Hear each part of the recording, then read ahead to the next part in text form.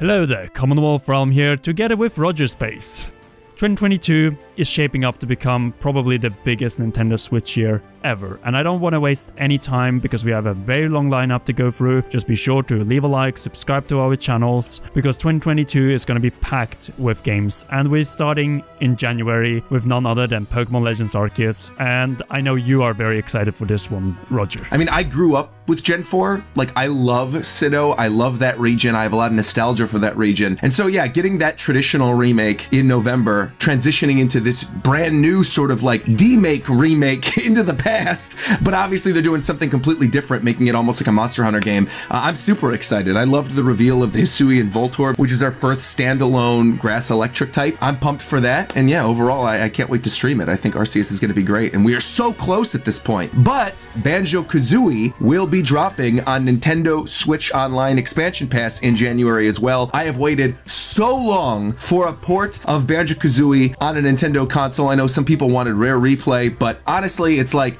I would love to play Tui again. If they want to add it to Expansion Pass, that'll be great. But personally, Banjo-Kazooie was my first major video game. Like in 1998, that Christmas, I was 8 years old. I got an N64 for Christmas. I got Banjo-Kazooie, and I have so many fond memories of playing that game. So I'm stoked to relive it in handheld mode on the Switch. It's going to be glorious. Banjo-Kazooie coming in January.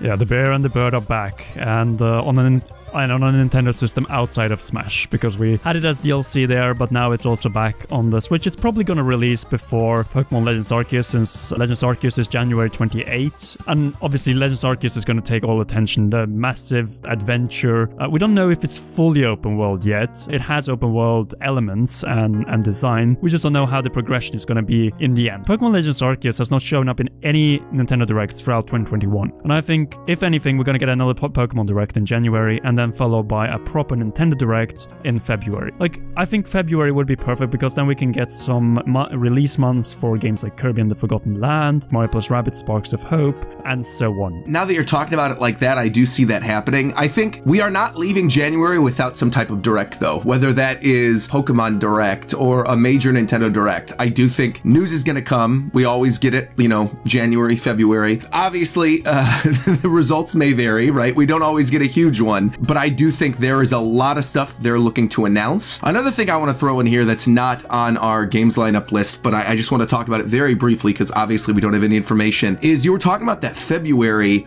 and March are a little bit empty. I guess March has more than February does, but February in particular really only has Dying Light 2 at this point, and potentially Kingdom Hearts, the cloud versions. I would not be surprised with how long we've gone without news about Silksong. Well, like Hollow Knight Silksong is the game that is probably the biggest mystery. We have seen more of the sequel to Legend of Zelda Breath of the Wild than we have seen of Silksong. So, and that says a lot. That says a lot. I think it would be a good time to bring it back, either as a final bombshell for Indie World presentation. So yeah, if that's going to be in, say, March or April, I think that is a fitting place, or wait until E3. You know, it's a very anticipated game after all. So I think we're just going to move straight over then to March, and the big release from Square-Enix, at least so far, not counting the cloud version of Kingdom Hearts, namely Triangle Strategy. I cannot wait. I am such a huge fan of RTS games, and I don't know. Oh, another thing I want to bring up, by the way, because I don't see it on this as we're talking about Triangle Strategy. Next year, right, like strategy RPG, real-time strategy, we've got, what, first Triangle Strategy, then we've got Metal Slug, right? We've got Metal Slug Tactics coming 2022. So yeah, I mean, between Metal Slug Tactics and Triangle Strategy, I think it's a really good time for strategy gamers. Triangle Strategy 2, from the moment they announced it, is something that I knew I was going to be interested in. And I really do like that Square is going out of their way to really make a lot of games in this engine. We've seen, you know, Triangle Strategy. We also got the announcement that Dragon Quest is being remade in that engine as well. That's also probably going to drop at some point next year or early 2023. So Square's got a lot of stuff coming for Switch, but I think they're kicking it off right with Triangle Strategy, and I'm really looking forward to it. And also in March we have Marvel's Midnight Suns, which is developed by the same team that made XCOM, you know, the original one that inspired a different game on this list. In December we got the announcement of 13 Sentinels, Aegis Rim which is coming out on April 12th. And obviously as well with Advance Wars 1+2 Reboot Camp, which is coming out spring 2022 after being delayed out of 2021. I think it will be a good timing if it's not too close to Kirby and the Forgotten Lands. It has this kind of Super Mario Odyssey level design-esque approach. I really think Super Mario Odyssey inspired the Kirby team. And you know, in terms of release schedules, I think you hit it right on the mark, right? I mean, if we've got Pokemon Legends Arceus coming out January alongside Banjo-Kazooie, Triangle Strategy in early March, we get maybe Advance Wars late March, early April, and then Kirby late April, May. I mean, that's a really solid spring when you consider all the things that we already know are also coming in 2022 and things that we haven't seen yet that we think are probably going to be coming as well, which I'm sure we'll talk about in the latter half of this video. The big question is, will Splatoon 3 launch before Mario + Rabbids Sparks of Hope? Yes. Yeah, I feel very strongly that it will. In fact, I think Splatoon 3 is coming sooner than a lot of people expect. If you remember, Splatoon 2, that came out in what, June of the launch year of the Switch? July of the launch year of the Switch. I actually think Splatoon 3 is going to come out before E3 next year. I think that we're going to get Splatoon 3 late May or like early June. I'm talking like E3 week in June. I could see that maybe doing one of those Splatoon invitationals that they do, having like some type of Splatfest tournament or something and launching the same week as E3. I think Splatoon is obviously a major franchise for Nintendo at this point. They consider it one of their big four in Japan, right? Whenever they do the merchandise, they always have Mario, Zelda, Animal Crossing, and Splatoon. So even though it hasn't made as much of a splash, no pun intended, here in North America or in some of the other regions, I do feel like in Japan, this game is massive and it sort of needs its own space. I think there is going to be probably a Splatoon related direct at some point in spring that goes over, you know, the story mode, goes over some of the new weapons, some of the other changes to multiplayer. There's so many different aspects to Splatoon that I know the hardcore fans are going to want to know more information about it. And so it wouldn't surprise me to do a Splatoon direct. They've also done separate Splatoon directs in the past, so that's not a huge surprise. But yeah, I feel very strongly that Splatoon 3 is going to be before Sparks of Hope. I think Sparks of Hope is probably going to land in the same time frame that the original game came out, which was like around the fall time. Yeah. I think that'll be at like late summer, early fall. Splatoon 3 seems to really go into that Octo expansion route with the main game, with the Return of the Mammalians campaign. That's why I think this game could be like right after E3, as you mentioned, final week of June or mid-July, just like Splatoon 2 was. Because let's be honest, E3 2022 is not going to be this only Zelda-focused E3. No, especially when we think about all the stuff that could potentially be this year and show up this year. Yeah, I do think whatever their E3 direct this year is probably going to blow a lot of things out of the water. Also, you got to remember, this is going to be the first full year where Nintendo can't rely on a Smash reveal for the hype cycle. And they don't have that anymore. I do also want to give a quick shout out to Cuphead DLC. Coming to Nintendo Switch is one of the primary platforms. Cuphead, the delicious last course, I think is just going to be a ton of fun. In addition to, obviously, and I'm sure you're going to bring it up next, but Monster Hunter Rise expansion, right? Sunbreak is coming out in summer too. And so that 1-2 punch of Splatoon and Monster Hunter, that's all they need realistically for Japan, and they're good. They don't even need that. Like you said, they're just dominating at this point. It's gonna be a good first half of the year for Nintendo. And that is something that is very rare. I don't think we've had a good first half of the year since 2017 with the launch of the Switch. And this is a confirmed good first half of the year, right? Like, this isn't something where we're speculating, oh, things are going to be happening. Like, we know already, Pokemon, Banjo-Kazooie on Switch Online, Triangle Strategies, 13 Sentinels, Advance Wars, Kirby, Splatoon 3, Sunbreak, and Cuphead. Like, that is solid. Yeah, and the second half is looking just as promising. That is the thing about 2022. It's the new 2017. And it might even be even better than 2017, depending on the mystery reveals that we don't know, and which we'll get back to. But first we need to go through the games that have confirmed 2022 releases or have been revealed. And we'll begin with Mario + Rabbids Sparks of Hope. Totally agree. And I loved the original Mario Rabbids. I think that game was fantastic, an underrated gem of the first year of the Switch. I mean, ultimately it ended up being great, and you could tell the passion and love that the developers had behind the project. And I think it's just gonna, you know, make this new one even better. Yeah, shout out to Ubisoft Milan. Like, the creators there are really passionate, and the combination with Grant Kirkhope making the music and everything, it's just perfect. And expanding to the world of kind of Mario Galaxy, which is obviously the direction they're going with here, with the Lumas and Rosalina joining in at some point in the game, just like Peach joined later on in Mario + Rabbids. I think this is going to be an even more beloved game than the original. And I think there's not much more we need to say. It's a gorgeously looking game, probably an example example of how good future Mario games are going to look, and especially cutscenes. And then we have, on the quite opposite end of the spectrum, Bayonetta 3.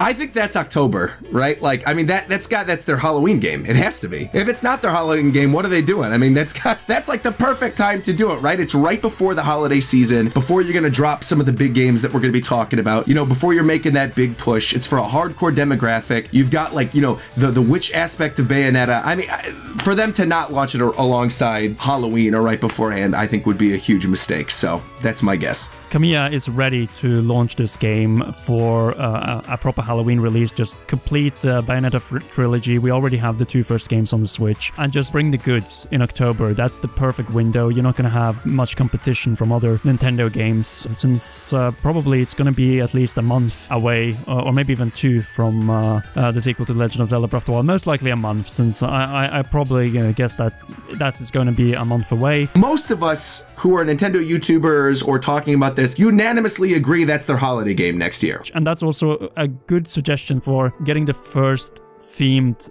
Zelda bundle. With Doc that's like gold or something, or has like a Triforce on it, or like the Hyrulean Shield or the Hylian Crest. Like, I think that'll be that extra push. And especially since Breath of the Wild has been seen as that big system seller for Nintendo, and the sequel is probably going to do the same, especially with multiple different models that you can play the game on. I just have this feeling that Nintendo is holding back the sequel to The Legend of Zelda Breath of the Wild for a reason. That is that we're going to get the title, and the next time we see the game might be E3. I really think that is how long we're going to have to wait after what happened at the Game Awards. That is not a popular opinion either. I've seen a lot of people being like, no, we're going to see it in January. We're going to see it during the first major direct of the year. I don't think we are, man. I think they will maybe give us another little trailer similar to what they gave us at E3, but I don't think we're getting the title before E3. I think the title is revealed at E3 next year. And that's going to be the big plot twist, because they said the title has spoilers, so we're gonna save it for later. And I just have this feeling that the first Nintendo Direct of the year will focus on giving us dates for all the 2022 games they revealed throughout 2021, or showed more of. And I don't mean then everything excluding Zelda, pretty much. That being Kirby, that being Splatoon, that being Bayonetta, and so on. I think Zelda is just gonna have to wait until E3, and that's because they want to make a big impact when it happens, just like they did with Breath of the Wild in 2016. I think they want to replicate some of the same success that game had, and have an even shorter hype cycle, because originally they planned to have Breath of the Wild in the holidays of 2016. It was the fact that the Switch was delayed a couple of months that caused Breath of the Wild also to be delayed to 2017. So I think they are now going for the original plan they had for Breath of the Wild, if it wasn't tied to a specific new generation of hardware. Talking about the holiday season still, moving into the future, I think now's the right time to do it. You know, there's a lot of heavily rumored games for this year. There's a lot of heavily rumored games that we got this past year that we thought we were going to get revealed in 2021 that didn't end up happening. The one that really, to me, is standing out is that Donkey Kong rumor. Do you remember, like, before E3, all these insiders were saying, oh, there's like a Donkey Kong game that's being developed by Tokyo EAD, and it's going to be this big thing that's going to be shown at E3, and then nothing. Realistically, looking at 2022, and then thinking about the future of the Switch, I think that Donkey Kong game, because you've already got Breath of the Wild as like a huge core game for the Switch next holiday season, I think that Donkey Kong game is actually going to be the quote-unquote Mario game, the big release platformer game of the end of 2022. So to me, the stars are aligning that at some point next year, we're gonna get some type of Donkey Kong game. The thing about 2022 is that it's already so packed, and I feel like even if we didn't get a single new announcement, the year would still be packed. Obviously, Sonic Frontiers, which we also saw during the Game Awards, it looks very promising. It looks very promising, and I think they did a good job with the whole anniversary. You have the movie hype as well, so I just feel like they have already filled it out, and they maybe have the spot for 1 or 2 releases. And I really think that we already know a couple of these are probably true because of leaks, some unintentional because of mentioning that you are a voice actor in said game, that being Xenoblade Chronicles 3. I just don't think that the game is going to come out though next year. I will make a hard bet with you right now. See Xenoblade before or on E3 week. At the absolute latest, we're going to see Xenoblade, and we're going to get a 2022 announcement for it. I think it is this year, without a doubt, it's going to be a 2022 game. That game is coming out way quicker than I think a lot of people are expecting. When you've got the voice actors talking about it, you've got the music, you know, already being made for it now too. That is in the final process. And I think that is going to be their big core, hardcore RPG of the year. I could see it even coming as early as late summer. Then if you're right, I'm wrong, because I think it's going to be Zelda Chronicles 3 2023, but mostly because we already have so much, and 2023 could benefit from more games of this scale, and also taking advantage of the itch that people will have to have big open world experiences after Breath of the Wild sequel. Then I'm going to take you to La Pizzeria da Michel. Exactly. If you're right, then there you go. Then I'll buy you bourbon steak. If I'm right, I get Pizzeria Mazza. That's fantastic. That's a good bet. Good. I'll take it. Okay, that's Xenoblade Chronicles 3, and then we have, I think, only 2 things left to address, really, and that is Mario and Metroid. Well, no, there's something that's sandwiched in between Metroid and Mario as well, which I guess we could talk about first, because obviously Metroid and Mario are probably bigger franchises. Fire Emblem's happening next year. Like, full stop, it's happening next year. I don't know when. I don't know when it will be announced. I don't know when the game's going to be released. We are not leaving 2022 without a Fire Emblem game. And I know it sounds bizarre that I am this confident about this. I'm sure there's listeners that are like, what the heck? Like, it's not even announced. We don't even know of one that's, well, I'm sure there's one in development, but like, we don't have a release date for it or anything. They haven't teased it even before. I am telling you, there's going to be a Fire Emblem. I don't know if it's going to be a remake. I don't know if it's going to be a new game. There's going to be something. Well, that is Fire Emblem covered at least, and then we have 2 franchises left. Metroid, which was probably the big star of 2021, but Metroid Prime 4 is probably going to be one of the big 2023 games. And then there's this rumor about either Metroid Prime Trilogy HD remaster of Metroid Prime Trilogy, or just a full-on Metroid Prime remake. And do you think anything of this is going to happen next year? I think for sure Metroid Prime Remake, if that thing is real, is going to happen. You know, the more I think about it, the more I think Prime Trilogy HD is not happening, as much as I would like to see it happen. But do you think this could also tie to the whole Mario thing next year? Because we know, you could argue that Mario plus Rabbids is the Mario game, but usually there is something more than just a spin-off Mario game. Or are we going to get something else in regards to Mario next year? You know, I really do wonder if you're right and that Mario Rabbids is that big holiday game for them. That is the big Mario game for next year. The other big thing, though, to think about and remember is a certain something is coming out at the end of 2022 that is Mario related, and that is the Super Mario movie. Now, I don't know if they would do a tie-in game. I doubt they would, but having a Mario game launch the same holiday season as a big Mario feature film would probably be a smart business decision.